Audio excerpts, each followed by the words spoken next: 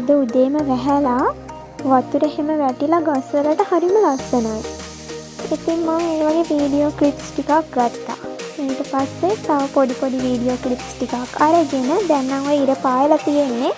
ඊට පස්සේ දැන් මම හදන්නේ ඔය chia seeds ටිකක් දාලා එහෙම හදා ගන්න තමයි හදන්නේ. බොන්න ඩ්‍රින්ක් එකක්. ඒක අර ටික වෙලාවක් තියන්න ඕනේනේ. ඊට පස්සේ ඒක තියනවා හින්දා ඊට පස්සේ ඔය පොඩි කොමාරිකා පැලයක් දැන් පොඩි පෝච්චියක හිටවන්න තමයි හදන්නේ ගේ ඇතුලේ කාමරෙන් තියාගන්න. මුලින්ම ඉතින් ඔයාලට ඒකට ඕන වෙන්නේ හොඳට වතුර බැහැලා යන පස් අරගෙන ඒ කියන්නේ වැලි ගල් මිශ්‍ර පස් ගත්තාම හරි. අරගෙන පොඩ්ඩ දාලා ඊට පස්සේ පැලේ හිටවලා ඊට පස්සේ ආපහු පස් ටිකක් දාලා තද කරන්න තමයි තියෙන්නේ. මේ තියෙන්නේ ඒ වගේ මම හදාගත්ත අනිත් පැල ටික. ඉතින් ඊට පස්සේ දැන් ඔය මුලින් හදාගත්ත chia seeds එක දැන් ගානට හැදිලා නිසා ඒකට හොඳට දෙහි ටිකක් එහෙම දාලා මික්ස් කරන්න තමයි හදන්නේ. ඒක මික්ස් කරගෙන ඊට පස්සේ ඔන්න බොන්න තමයි යන්නේ. ඔන්න හලාගත්තා ඔයාලට පෙන්නන්න ගිහිල්ලා ඊට පස්සේ දැන් ඉතින් දීලා පොඩි සුකුරුත්තමක් දාලා දැන් මම කල්පනා කරන්නේ අද මොකද කරන්නේ කියලා.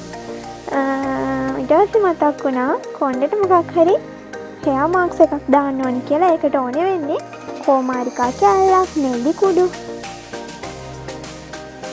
භාජනයක්, ජෑරොප්පුවක්, ඊට පස්සේ පිහියක්. ඒ ටික තමයි ඕනේ වෙන්නේ. මුලින්ම ඉතින් කරන්න තියෙන්නේ කොමාරිකා කෑල්ලේ ඔය කටු තියෙන දෙපැත්ත කොටස කපා ගන්න තමයි තියෙන්නේ. ඊට පස්සේ ඔයාලට කරන්න තියෙන්නේ අර උඩ තියෙන කොටස ඉවත් කරගෙන හොඳට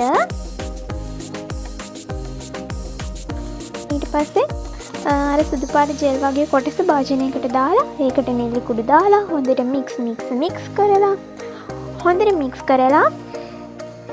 මික්ස් කරලා ඊට පස්සේ ඔළුවේ ගාන්න තමයි තියෙන්නේ. මේකට ඉතින් ඔයාලට මොකක් හරි බ්‍රෂ් එකක් පාවිච්චි කරන්න පුළුවන්. මම නම් ඉතින් ඔය අතින්ම ගාලා දානවා.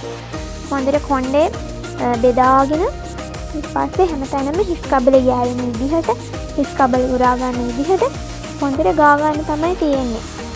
මේක හොඳට ඔළුවට වැදෙන විදිහට ගාගෙන විනාඩි 30ක් ඉඳලා ඊට පස්සේ හොඳට වේලුණාට පස්සේ නාලා ඉවරනාට පස්සේ ඔන්න ඔය වගේ තමයි. මම නම් ඔය බාගෙට කොණ්ඩේ වේලලා තියෙනකොට තමයි වීඩියෝ එක ගන්නෙ.